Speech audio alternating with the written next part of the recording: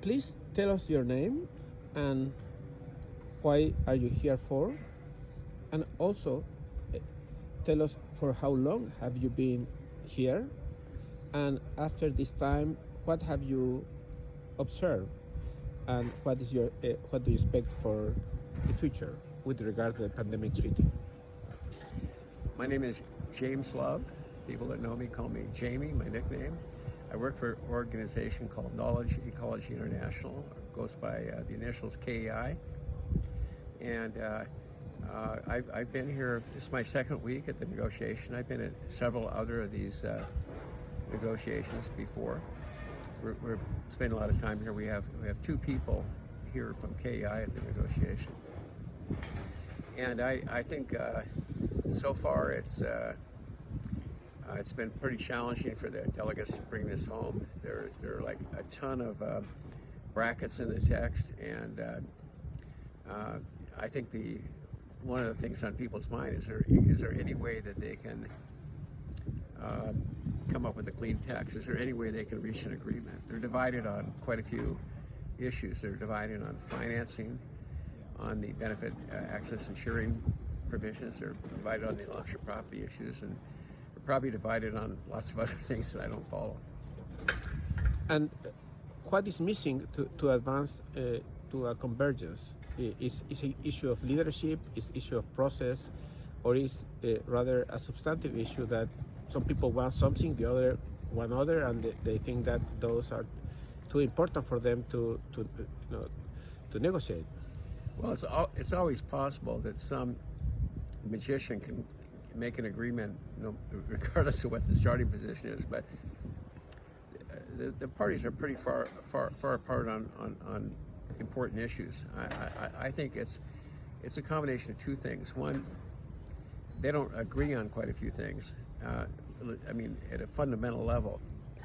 And secondly, it's just the scope of the treaty is really large. I mean, I've seen treaties that I've been involved in, or negotiations are way narrower than this. This thing covers a really large number of topics. So it's challenging to find common ground where there's so many differences on important components and just the sheer size and ambition of the agreement. So yeah, it certainly is a very broad topics. So if you could recommend the negotiators to sort of like to brief, to make it a smaller, which topics will you maintain as they want to negotiate now and leave other for future work? Well, some of the areas that I follow the closest are some of the harder ones to reach an agreement on. And it strikes me there's other parts of the agreement that they should be able to deal with less problems. So in some ways, I've told some negotiators if you could get half of what was in the text we saw on March 7th, it would be a pretty good achievement. And that's partly I say that because I thought the March text was by and large pretty good. Now I look at the text and there's a lot of stuff I really hate in the text, and so now I'm not sure I want to see half of that in. So, I'm not trying to myself be too involved in the strategic, tactical stuff about how to negotiate it. I'm not engaged in the evaluation of the leadership or anything like that. We're kind of focused on what goes into the treaty. We'd like people to be less tactical.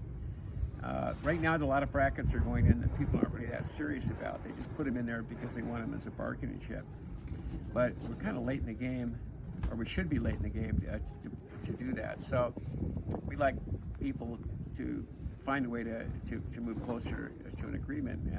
I think some of that could be happening in the informals that we don't have access to. I mean, some of the negotiators seem to think there's more progress than you'd see in the published text, which, I mean, the public text have more brackets than they have words. I mean, they're really hard to read even. But would you think that will be an option to have a separate treaty for transfer of technology and benefit sharing?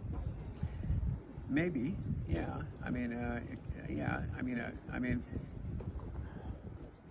I have an open mind. I'm not here to give a lot of advice to people on how to negotiate. We're more interested in what the agreements are. We can give feedback on language we see, and we often do. We come up with ideas of things that are not in the text that we think would be helpful, would be a good solution to problems you see in the pandemic. We're very committed on a lot of the equity issues, but we also like access to knowledge and things like that. So we try and comment on how you might be able to reconcile those things sometimes. We think that some of the keys to the equity issues do involve decisions about what commitments people can make or what role they make in supporting the financing of the R&D for countermeasures, and that's a really difficult thing to deal with here. Thank you, James. Since you have been engaged in all access to health negotiations since you were born, definitely you should be also giving some advice on the process. Thank you again, James. Hope all goes well. Thanks, Louis.